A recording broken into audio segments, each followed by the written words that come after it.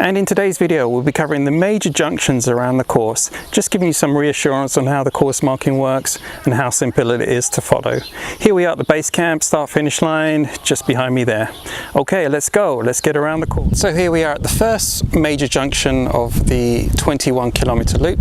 We're about 500 meters from the start finish line, so everyone has started together. We're coming down this road behind me, approaching the first major junction of what we call the T-junction. And at this point here, you'll be turning right. Everybody turns right together. Everyone goes down that road there. So coming down from the start finish line, 500 meters back there is the start finish line where we just were. Coming down to the T-junction, everybody turns right, going down there, and that is what we call the lower loop. So you'll go down this road, you'll get to the bottom of this tarmac section, and you'll be turning left, completing the lower loop, coming back to this T-junction. 10k runners, you'll be turning left, going back to the start finish line, and that is your race completed. All the other runners, 21k, 50k, 107k, coming up from this road behind me, you've completed the lower loop, you will be turning right, going up there to do the upper loop. Major junction number 2, this is what we call reeds. You've come down from the start finish line, you did the T-junction where you turned right, and you've worked your way down to the lower loop. Coming down the track behind me, approaching the Reeds aid station, which is just going to be positioned behind me just here. Just you've seen this in the previous video maybe. Reeds aid station, 24-hour food, water, and you'll be going off to the right side of the Reeds, up that track there. That's your track. So you're passing the Reeds aid station just there, following the track to the right side of the aid station. When you completed that lower loop, it takes you to the lowest part of the course. It's about 4 kilometers around that lower loop. You'll be coming back on the path behind me there. So you see you'll be passing the Reeds aid station twice. So you can stop and take on food and water before working your way back up towards the village and the T-junction, where the 10k runners will be turning left, and that's your race completed once you get to the start finish line. 21k, 50k and 107k runners, when you get to the T-junction, you turn right and go up to do the upper loop. The following junctions are for the 21k, 50k and 107k runners only. The 10k, your race is finished at the T-junction, you turn left, back to the start finish line. 21k, 50k, 107k, you're making your way up now on the upper loop. There is a 24-hour aid station going to be just by those trees there. You won't miss it. There's going to be lots of identification for that table, and plus the 2 support crew that will be there. You'll pass the aid station, and about 100 meters after that aid station, coming up this trail here, will be a major junction, again a T-junction, where you'll be turning left, going up that trail there. It's already marked. There will be more arrows here, much better identification, but you know, just the tape markers alone, it's pretty obvious that you need to go up that trail, and that takes you up to the next station, which will be five ways. Do not go straight on here. You see my car behind me just up there. It's not going to be marked. There's no reason for you to go up there. If you do go up there, keep running, you'll get to Nicosia, so don't do that. Turn left, go up that trail there. And here we are approaching the 5 ways aid station. So you'll be coming up from that direction behind me there, following the trail this way, and just under this tree area, the shade, will be one of our 24-hour aid stations. Food, water, lots of items to keep you motivated through.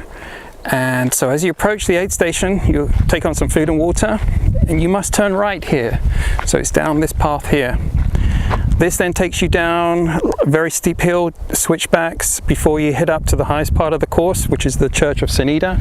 You'll see there's an arrow here giving you your direction for this right turn, just there, plus of course the tape markers and the marshals at the aid station there will be also guiding you at this point. Once you go down, turning right, you'll go down there, do that switchbacks up to the Church of Ceneda, which is up there behind me, and you'll be coming down this path behind me here. So coming down from the Church of Ceneda, coming down here, so of course coming down this road you're going to be approaching 5 ways again, so you're back at the same place. You can then take on food and water before turning right. There is an arrow It's very hard to see in the sunshine. There it is. Okay, the arrow there, so that's taking you right. So you will see the aid station ahead of you. You do not go back the way that you came. You came up that road, you passed the aid station, you turned right, you went up, did the upper loop, coming down from the church. As you approach the 5 ways aid station again, you'll be turning right here this time. So it's at both times you are turning right, and that's taking you down there, and that goes all the way back to the start finish line base camp area. And here we are approaching the church. This is the very big church, the highest point of the course. You've made your way up from the lower loop all the way around to the upper loop, and this is the highest point. From here it's all downhill. So when you're approaching the big church, this is the church of Senida, the tape markers behind me, all the way up around the course. Now when you get to the church, it's very, very important that you turn left. So you're making your way up that hill behind me. There's going to be the aid station, which will be just by these trees here. This is again 24 hours, as every other one of the 5 24-hour aid stations. There's Nicola and Eva marking the course today.